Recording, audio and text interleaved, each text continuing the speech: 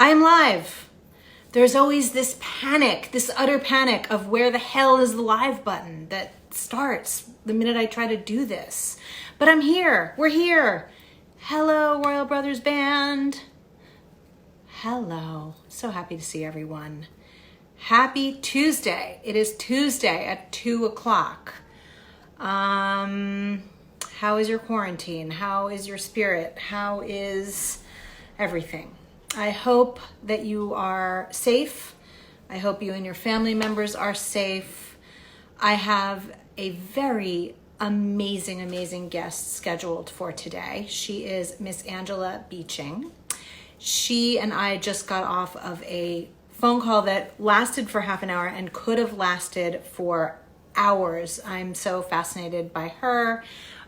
She is the author of this gem of a book, which is probably backwards on the screen. It's called Beyond Talent. And this book is so rich and dense with how to navigate a successful artist and musician career. It's astounding. So I'm going to invite her onto the call while you guys are joining. Hey, Roxana. All right.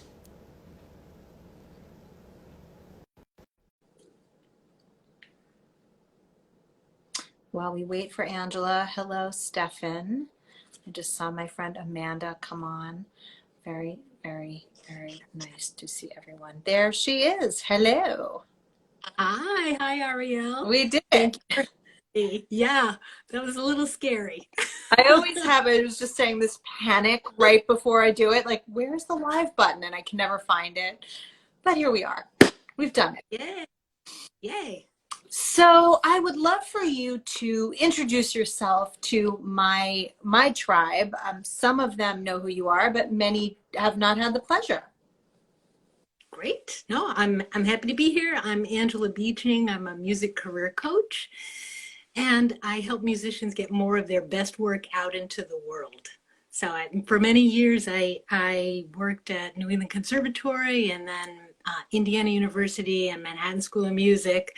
And I finally took my own recommendation and went out solo as a music career coach. And I love this work because I'm fascinated with helping musicians find their own path. And every musician is a unique situation. So it really keeps me excited. Excellent. Tell me a little bit. I know we are in very uncertain times. That's actually why I started this weekly Instagram Live, was to kind of shed light into the darkness so many of us are feeling around not knowing. Tell me a little bit about what are your clients experiencing right now? What seems to be the party line around your artists? Wow. Well, I have to say, I see people swinging sort of, from two extremes. And I don't think this is just musicians, but maybe it's more for musicians right now because we all know that this is going to be extended, right? How long it's going to take us to get back into halls. So I see some musicians who are dead set on being super productive and they're like sort of blasting through things and trying, focusing. And on the one hand, that's great, but not if it's at the expense of dealing with the emotions that are really there. So that's at the one extreme. And I have to say there's a lot of social media messaging out there going right now that makes you feel like you have to be doing that and that there's something wrong if you're not. So there's a lot of shame attached to that. It's unfortunate. And at the other extreme, and I'll see people swing, from one to the other, within a week, right? At the other extreme, we just kind of want to hole up, in bed with the covers over our head because I certainly had many days where I was waking up just hoping that this was all a bad dream. And I find still like pieces of denial creeping in. So I have a lot of empathy for musicians like this because we're all trying to figure out a way to have a regular practice, have a way to keep going to create some kind of normalcy, and to also be looking ahead to what can we get, what can we put out there that will be of service to other people and appreciated and help us all move forward. Totally. And on that note, I mean, I know your clients vary, and many of them are academics trying to get full positions, the Yeah. coveted positions at the universities. But I know you also work with a lot of individual musicians and artists, which is Yeah. my tribe. Tell me, what has been the thinking? Have they been trying, what's been the way that they're beginning to shift? I know you did mention a lot of your musician clients are focused on teaching, trying to teach lessons from home and Yeah. and that. Yeah, I would say there's, I mean, the one of the best things about being a musician, of course, is that we're multi-talented. And so it's very typical to have the multiple income streams. And in a crazy upheaval like this, the multiple income streams are an advantage because what you see is people recalibrating how they're emphasizing their work. So, yeah, I have a lot of clients who teach privately, and I have a bunch of people who are teaching at universities and colleges. And I mean, in many cases, people had really no warning that they were going to have to put everything online. So suddenly, like a gazillion webinars on how to teach successfully online. And this isn't easy, depending on what specifically you're teaching. But I think it's a kind of example of one, like a, a a way to think, how can I use this challenge that I'm in the midst of to deepen my connection with people, to deepen my understanding of my craft and my art. And so even this thing of, okay, I had to scramble to get online. Who can I reach out to? How can I make new connections? How can I learn more and see how I could collaborate with other people? So what I see is that in these challenges, some people are reaching out with a spirit of adventure and generosity, as opposed to like the Chicken Little syndrome, which is what my web developer calls it, like the sky is falling. And on the one hand, the sky is in some ways falling, but we have to be looking ahead. We need to. So the other thing I just have to keep reminding myself and my clients is the world is always going to need music. That this is an essential, even though we're not classified that way technically. Right. It is an essential. So, Yeah. Musicians should be deemed essential workers. I believe that. So in your book, you elegantly launch into this giant book, which is amazing. And like I said, so Angela wrote this. This is her third edition. It's Beyond Talent, and it's really a lot about mindset. And why I invited her onto the onto the live today is I really believe that marketing, PR, most of the things that I teach, they all start with an inner game. And when people come to me and they're really hysterical about, social media or whatever, 9 times out of 10, you said it really, really well in our call just now. If you just scratch the surface a little bit, you find out that it's not the how to use Facebook or how do I tweet or what filter do I use on Instagram. That's not ever the problem. The problem is the exposure that self-marketing produces and the pain of putting all of yourself out there. And the thing that I love so much in your book that you really talk about is the inner critic, which is the theme for today, is how to get that inner critic to shut up. But I think we do have some things to talk about before we go right there, because I think this inner critic shows up not only when you're trying to market and promote and put yourself out there, but it shows up, I think, right now in a really loud way, because right now communication and bonding with our tribe, who, if your tribe is 5 people or 5,000 or 500,000, there's going to be that little voice nagging at you. Are you sure you can ask for money right now? Everyone's lost their job. Whatever's going through your head. So in the beginning of your book, before we get to the inner critic, you talk about becoming the hero of your own musical journey. Can you explain and define that a little bit? Yeah, thanks. I just have to say I am sort of obsessed or fascinated with the idea of the hero's journey. And if people aren't familiar with that, it's something that the mythologist Joseph Campbell back in the 80s kind of championed this notion. It's the understanding that all of the myths throughout history and cultures, and in fact, all of our favorite films are based on a kind of narrative, a kind of like narrative design, a story plan that you can just see played out through, whether it's Star Wars or The Wizard of Oz or anybody's favorites.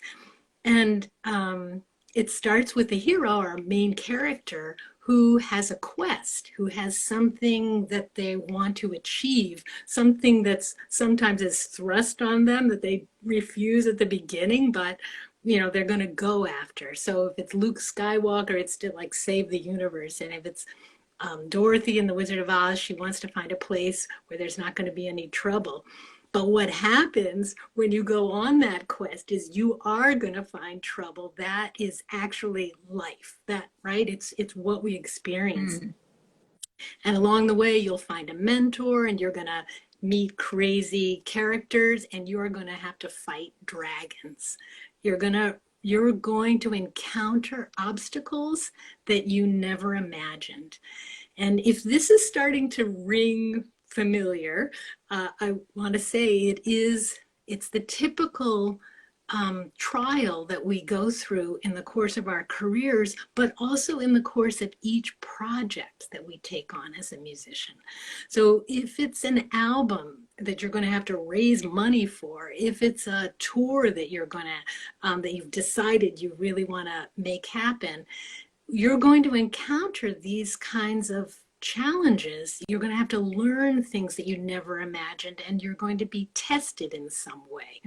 In a James Bond movie, for instance, there's always this point of no return, right? In any hero's journey. But there's this point where you think for sure the character is going to get it now. Of course, if it's a sequel, we know that he has to come back for the next film. And it's the same way, in life. You're going to have to get through that toughest place, and you're going to come through it changed. That's the transformation.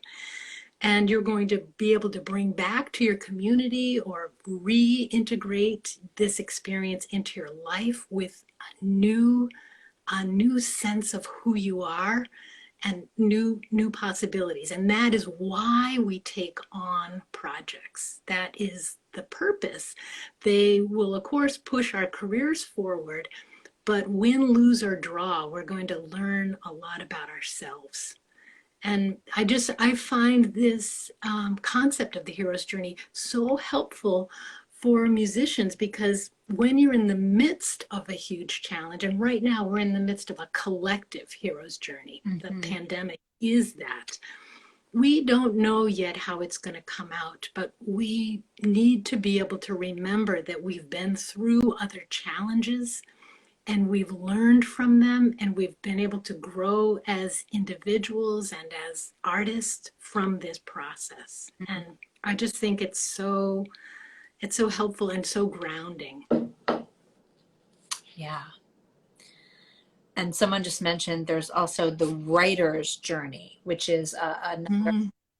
Thanks, John, for chiming in. So if any of you have, this is not a show, this is a conversation. So if anyone wants to chime in, and oh, hey, Craig Greenberg, so nice to see you. Mhm. Do chime in. This is a conversation for all of us. This is not a show. So, Royal Brothers Band should see hero journey story structure classes in Los Angeles. Funny who's there, amazing and informative. There you go. So Phyllis.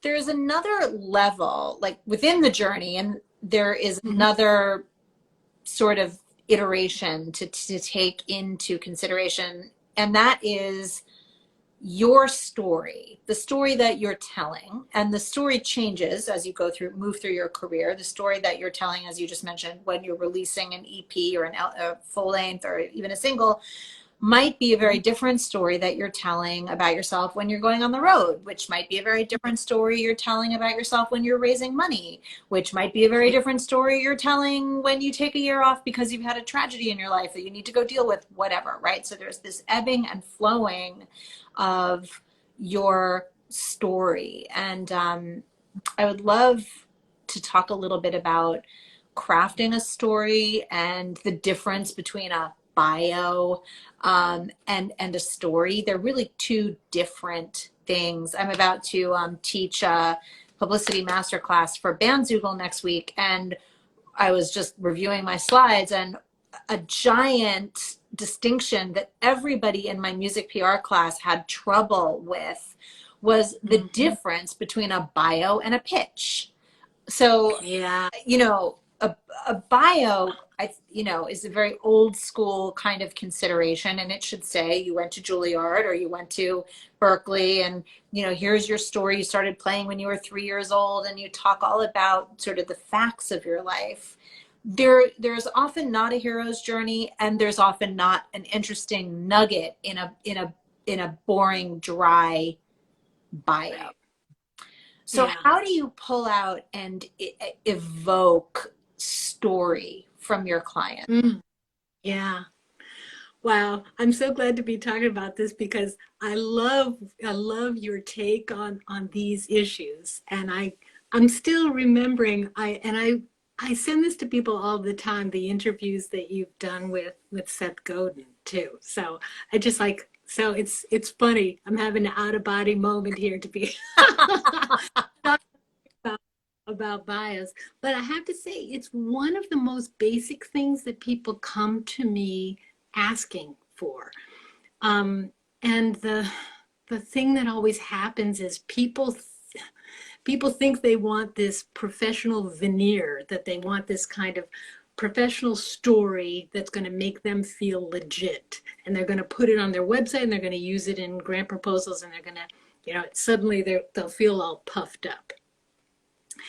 And it's really a shame because it's this fake layer on top of who they really are. Mm. And in our conversations, what I'm trying to help clients do is uncover who they really are. So we talk back and forth. I ask them to tell me stories. I One of the things that I love to do is ask them to record their answers on their phone as if they're having a conversation with a favorite aunt or a favorite relative across the kitchen table.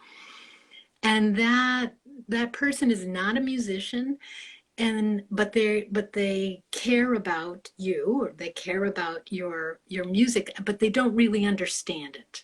And so they want to know, like, what drives you, like what keeps you fascinated with music, and what project are you working on right now that you're really excited about. Mhm. And the reason I ask them to imagine they're speaking to a loved one in this way is that they're not going to talk down, they're not going to talk jargon, they're not going to try to put on any kind of fake airs, and they're hopefully are going to use direct, concrete language and to try to make it clear to another human being, right? What is it that fascinates them? Mhm. And I think people are frustrated because this doesn't happen really fast. This is a process. If you want a good story, if you want a good grant proposal, if you want a decent bio for your website, whatever it is, I find that this takes 7 rewrites, approximately 7 really Wow. revisions to get something that connects with people. Hmm. And it's totally worth it, because I have to say, what I've seen is that in this process, people take ownership of who they are. They stop apologizing for who they are. They stop comparing themselves to X, Y, and Z hero out there, Hmm. and their materials start to feel like, oh, there's a real person there. And of course, that's attractive. It's like, who wouldn't want to connect with that person? Yeah. So that's what we're after, making that human connection, to stop thinking about this is about proving myself, and instead, how can I be of service to people? I have this music that I'm fascinated with and I was fascinated by, and I want to bring the best of myself to others. Mm. And to make that a digestible nugget. Right. So Yeah, there's one thing to talk right. about like a bio, which we don't even call them bios at Cyber PR. We call them signature stories because we're trying to brainwash Yeah, people into not doing the list of accolades, which by the way, the right. list of accolades is totally fine. If you did go to Juilliard or Berkeley or you had something really, you won a songwriting competition, all of that is great. However, you can put that somewhere else on your website. Those are career highlights, for example, Yeah, or yeah, my history. You could do a page for yeah, that, but do not in 2020 put it in your bio. If what Angela is talking about is how can you be appealing to people.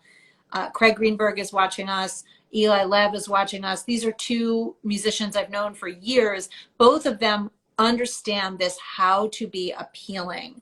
Neither of these artists try to be something that they're not. And they're also not scared of comparisons. Like if you like Billy Joel, you're probably going to like Craig Greenberg. A lot of people don't like Billy Joel, and Craig doesn't care because he yeah, knows that if you like him, you're getting in a wheelhouse. And I think there's, when we write these bios that are full of puffed up stuff, which isn't puffed up, it's probably facts about who you are, and it's not to say that you're being disingenuous, but I think there's fear around, they won't like me if I don't right, say, right. you know, Yeah, my bio I actually need to change. This is getting old. Traveled to all these countries, spoke to all these people. I mean, does that really matter? No, that's not what you're resonating with right here today. We're all locked in our kitchens. It doesn't matter how many times I spoke in France, right? yeah. It's not a thing. Well, it's a thing, but it's not the reason why most people are here. So there you go. So Yeah, I just want to say, Ariel, please, what's underneath that, yeah. what you were just saying is this fear of not being good enough. Mhm. It's that thing, will I be accepted? Yeah. Am I okay? As opposed to coming from a place of, I accept who I am. I have something worthwhile, and I want to offer it to other people. And it's an invitation. You don't have to like it or love it, right? But if it's the right thing, you want the right person to resonate and to be, well, it has to be a call to action, right? It's either going to get us to click play or not. Right. Right. For sure. Um, let's talk a little bit about the inner critic, because I think anytime you're going to put yourself on display, whether you choose to kind of frame yourself in a hero's journey or in a signature story or in a mini nugget or in a pitch or even in a tweet, you're putting yourself out there. Yeah. And I think especially right now, we're in this time which is so hard on so many of us and sad and challenging, collectively challenging. But I think that there's a giant differentiation right now between artists who have taken the time to build real fan bases, real tribes, and communicate with them, as Eli Lev has done with his Patreon page, versus people who maybe bought some fake streams on Spotify or hired a company that said they were getting you real fans, but they didn't quite do that. Those are the Mhm. artists that I see are suffering right now. And I think when you are beginning to put yourself out there, especially in a time of need, like right now, you're not making money on the road. You're not making money because venues are closed. You're probably, Christopher Holly just joined us. This is a man who makes money on the road. He's always on the road. He's always touring. This is going to be a really hard time for Chris to figure out, okay, he doesn't have what he normally has, which is reliable income from being on the road. Now is about bonding with a tribe. And I think when you go to bond with a tribe, and I've experienced this so many times, is your inner critic goes at you. Oh, Yep. you're really gonna ask 16,000 people to meditate on your mailing list, which is what I did last. And I was scared. I was scared out of my mind. I was like, oh, okay. And I did it because I wanted to take people along on that journey. And Yeah. but it was uncomfortable. And then a few Yeah. weeks before that, I wrote in my newsletter that I had a baby, which was something that I kept secret from like my best friends in the industry did not know I was even pregnant because I'm a woman of a certain age and it didn't seem like a great idea to shout it from the rooftop. So anyway, what I'm talking about is exposing yourself, saying something Yeah. that feels uncomfortable and then worrying about Hmm. that's what the little voice does. It yells at you. I've named mine. Mine is named Little Nasty because the things that my little nasty says, like these are things that I would literally not say to my worst enemy on earth. And there is my own head talking to me. Yeah. So Yeah. do you have, I'm sure with every client you work with, you have a different way of attacking their inner critic, but Mm. do you want to speak to this as a, Yeah. Yeah. So I'm a big follower. I'm a big like fan of these two shrinks based in LA, Barry Michaels and Phil Stutz. They've written two books, okay. um, and I will tell you a little bit about them. But these shrinks deal mainly with people in the film industry, so A-list actors, writers, directors, and much of their work has focused on helping people get beyond any kind of creative block. So they like this is their stuff in terms of the inner critic.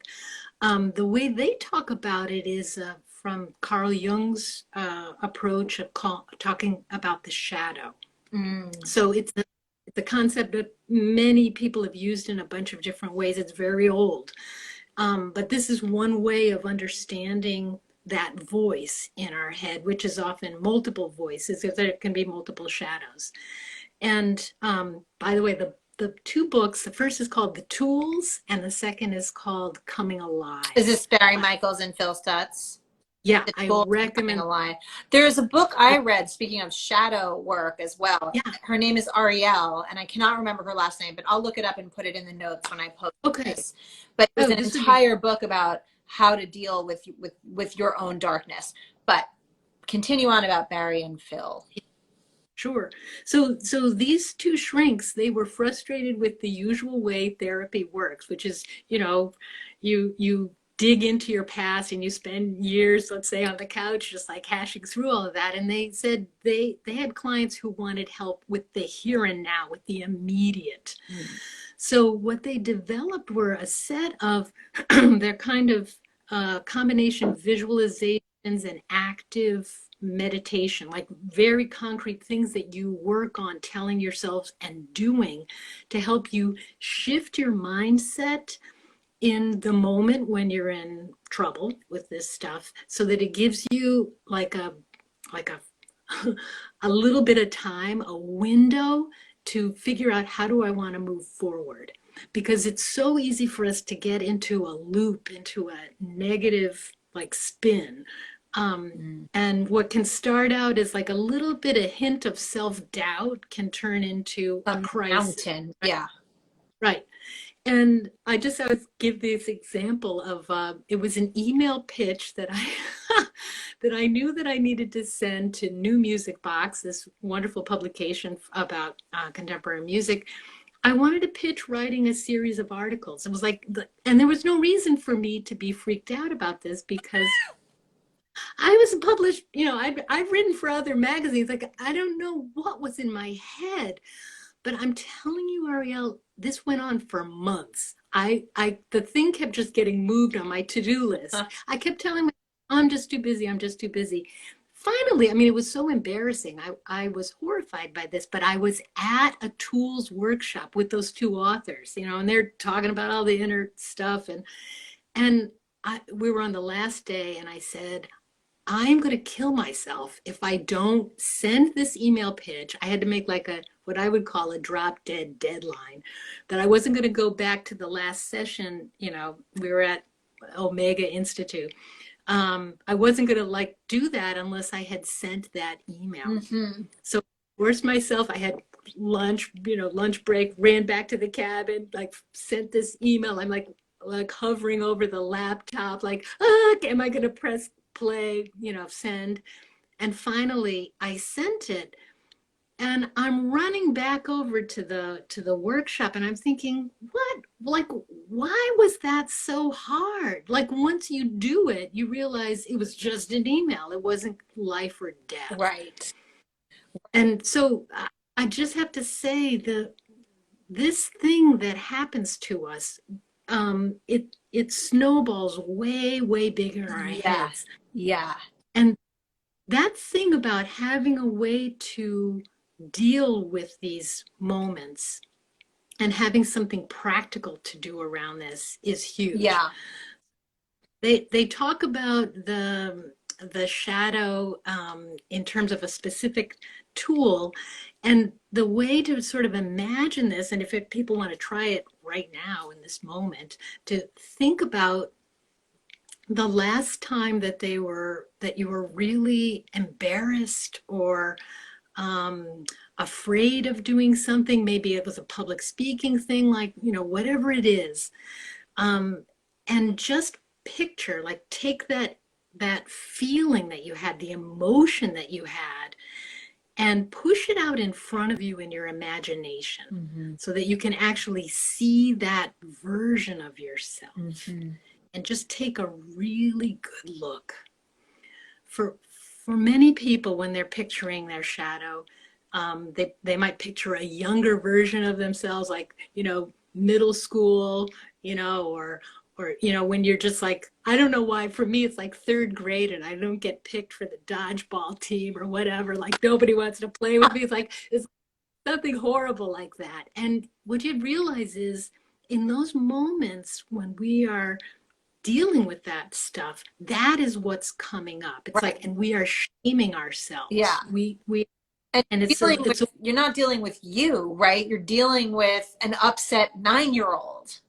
The 9-year-old that's sort of reliving that not getting chosen for the dodgeball moment, which then told, what did you tell yourself in that moment? I'm not strong enough. Yeah. I'm not good enough. I'm not clever enough. I'm not pretty, whatever stupid story a 9-year-old makes up when they don't get chosen.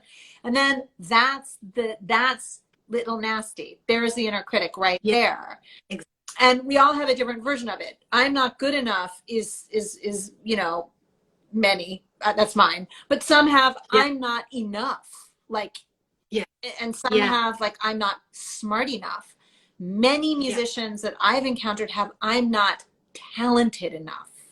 Yeah, absolutely. I think you work with a lot of academics, and the currency in that world is I'm not credentialed enough, right? I haven't been published enough times, whatever, is going on there. And so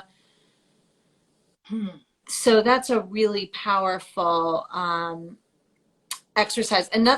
Another tip that I have for when those moments are happening and when you feel like your throat is tight and you can't send that stupid email or whatever it is. My mom is a career coach and is a genius. And she used to, when I got really scared or upset, take me through an exercise where she would say, what is the absolute worst outcome? What is the worst Yeah. Worst, Right. worst thing that could ever happen. Write it down, Right. right? So let's talk about you. You're asking a publication if you can write Right. for free for them. This is hilarious, right? You're a published author genius with great Yeah. insights. Like, you're doing these people a favor. And this is something I think artists get so disempowered. You make the music.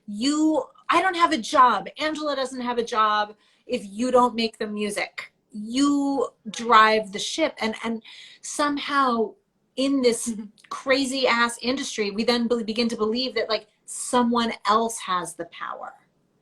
Yeah. This is Yeah. what I also love about your reference to the hero's journey, because the hero of your journey is not an A&R guy, is not the owner of a record label, is not a booking agent, is not a promoter, even though they would make you think that. Those people, yes, maybe you're lucky enough to have one of those things come along in your very long life, but it is you that evokes and creates, and then it's your responsibility to shut that inner critic up. So imagine the next time you're challenged, literally take yourself through this exercise. What is the worst? Okay, let's go back to you in that email. Yeah. The worst thing that could have ever happened, well, probably is that they Right. don't answer your email, right? Right. And what's so bad about that? Like 90% of the emails I send as a publicist never get answered. Oh, well, But, or I guess the worst thing is like they write back and they don't want you, right? Yeah. I mean, that's it. Right.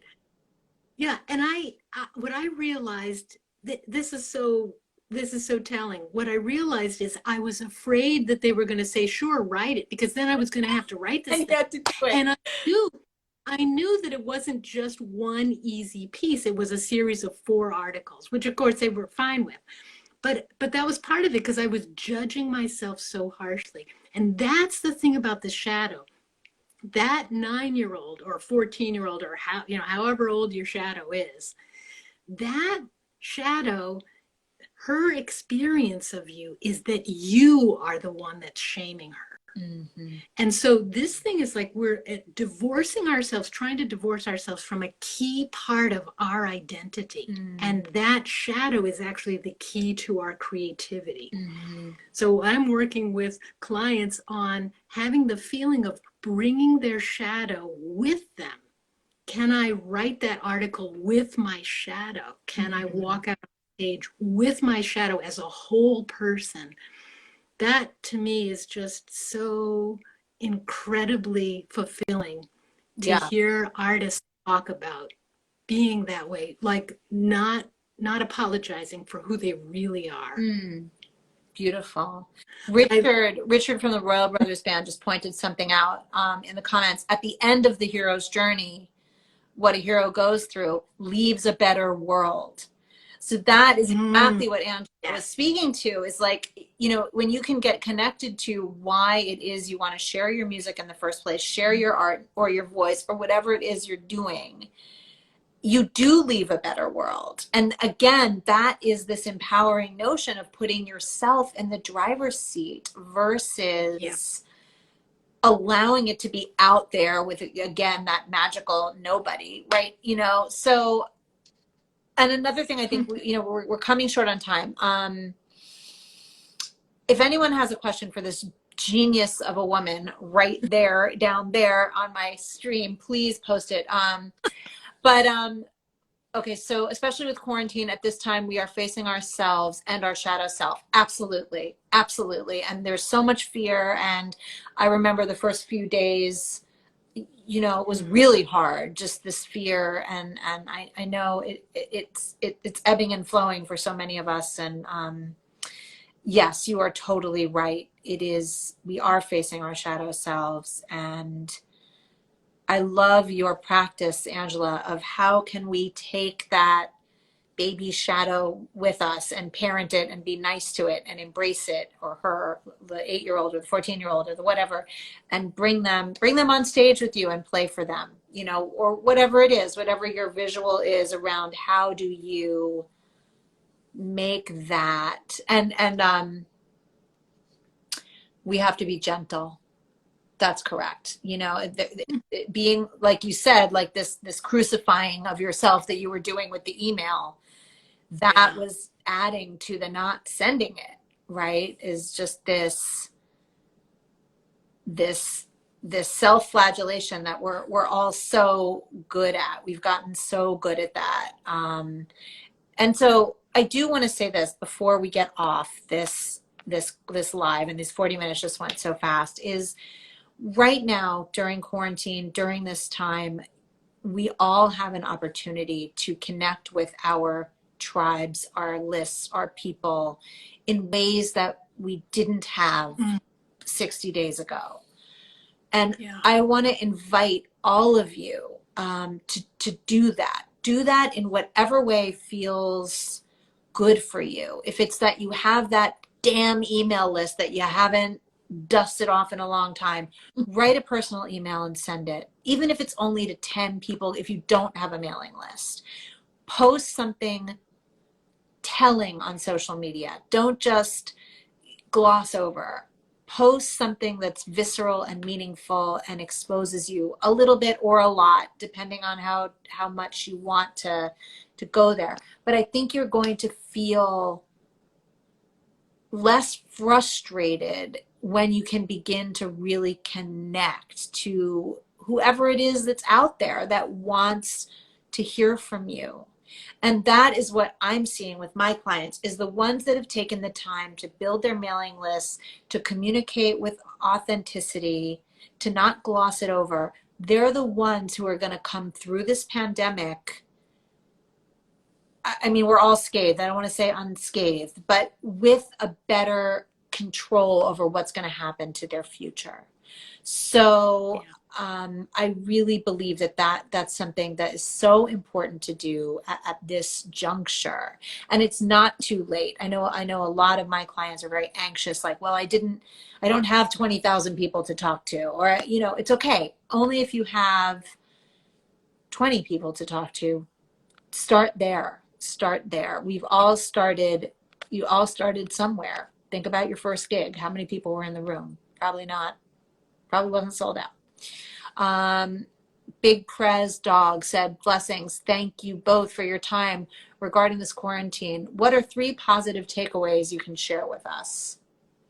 Well, I think Mm, we just did, right? uh, yeah.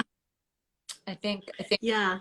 I think this connecting with people in a genuine way and from a place of generosity, if you can just think about this generosity fueling your music making and you communicate from that point of view, it's better for your soul and it's better for your tribe. So I think that I hear that as the undercurrent, Ariel, of your messaging, and I just want to underscore it because that's how that's how we heal.